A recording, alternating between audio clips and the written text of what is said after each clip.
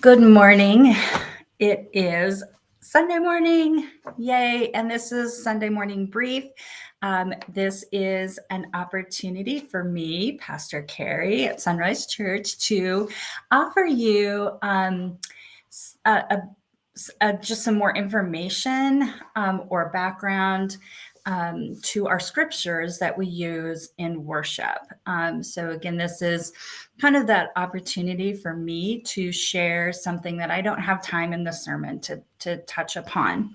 And this is, it was even hard to kind of come up with what I was going to use this morning for this brief because our scripture today is so full of good things to talk about. It's just amazing, right? So we are uh, still looking at the Sermon on the Plain from Luke. We don't often talk about the Sermon on the Plain because we're used to talking about the Sermon on the Mount, which is found in Matthew's Gospel. But it's kind of the same group of sayings that Jesus uses, just that Luke remembers it in a different way and gives a different perspective than that. Excuse me while I itch my nose. Sorry. So, oh my goodness, such a full scripture. So, what I wanted to really touch on in this morning's brief is the very last verse that we're going to hear. It's not what I'm preaching on, but it's so worthy to have some conversation about. So, we are looking today at Luke chapter 6, verses 27 through 38. 27 through 38, Luke 6. And so this is verse 38. Give, and it will be given to you, a full measure, packed down, shaken together, and running over, will be poured into your lap. For the amount you measure out is the measure you'll be given back. So, this idea of a measure, like this, might be a little elusive and mysterious, and we probably wonder what this measure is. And so, rightfully, it can mean many things. It might be in the time that Jesus was saying this, a measure might be how much how much grain someone is buying, right? So maybe it's a bushel, but maybe it's just a pot full. Maybe it's a cart. However one would measure out something to give to someone or that is being purchased, right? That's the measure. And so the idea isn't so much that this measure has to be big or great. It's just whatever someone is expecting. If I'm bringing a basket to be filled with grain to take home to my family to provide for our meals, then this idea that a measure is packed down, shaken together, and more added so that there is an abundance or a generous amount of that measure being given, right? As opposed to, I bring this basket and someone puts some in and, it doesn't really fill all the way to the top, but now pay me for that, pay for that basket. So, what Jesus is saying is that this measure, make sure that it's even more than you could expect to get in to that basket, bushel, cart, whatever, right? The measure that is packed down, shaken together, running over. This is the kind of generosity that Jesus says is expected from God's children. And that if we are continually participating in this kind of full, pressed down, shaken together, running over measures, giving to other people, that then we understand and receive back the same kind of generosity. But sometimes we don't receive that back from others, right? And so what Jesus, I believe, is telling us is that we have received that in God. that the amount in which the amount of grace and mercy and justice that is poured out from God is always far more than we deserve, far more than we can pay back. And there is no expectation of payback with God because God is naturally overflowing with love, grace, and mercy. The amount you give is what will be given back to you. If we are continually and habitually only giving just enough to make it look good, then maybe that's how our relationship with God is like.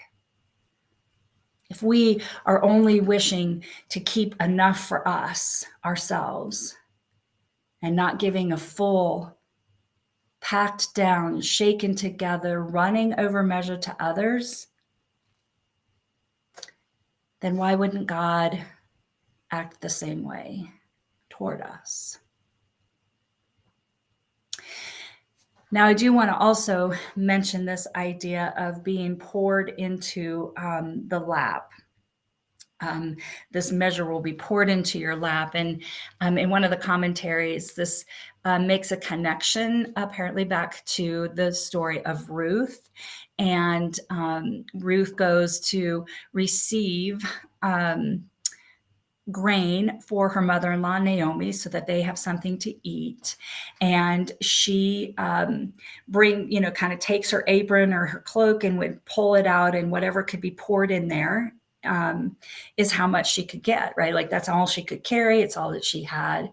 But what we know about the story of Ruth is that God's loving kindness goes way beyond and above and beyond what we expect. So this poured out into the lap, referring possibly to Naomi and how Naomi would have, or not Naomi, sorry, Ruth, how Ruth would have received grain for her and her mother-in-law.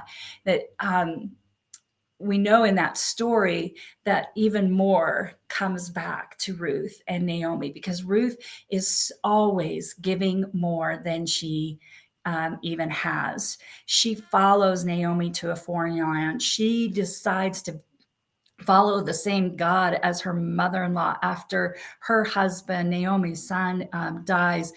Constantly, Ruth is going above and beyond to provide for her mother-in-law.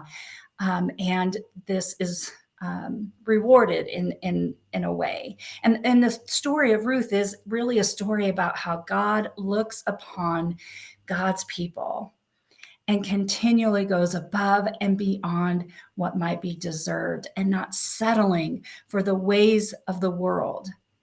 For Ruth, a woman to advocate for her and her mother-in-law in a world of patriarchy, in a world in which she would be expected to behave in a certain way, and she doesn't settle for that. And that God does not settle on being the God that we decide we want God to be. No, God goes above and beyond and pours out a measure for us that is pressed down, shaken together, running over, because that is God's desire for us. So this whole passage that we are going to read in the sermon today, verses 27 through 38 of Luke 6, is this whole kind of big picture of what this looks like, that there is a way for us to go above and beyond for others the way God goes above and beyond for us. So a measure, that which we are giving, that we give far more than maybe what is expected and what is asked. And that this measure is then given back to us from God.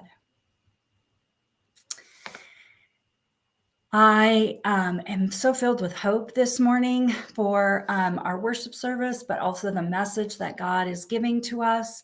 I believe God has such a beautiful vision for our world, and we get to participate in this vision. And so I hope that you will join us for church, hear some more of the story, hear some more of this message of God through Jesus Christ today in our gospel reading.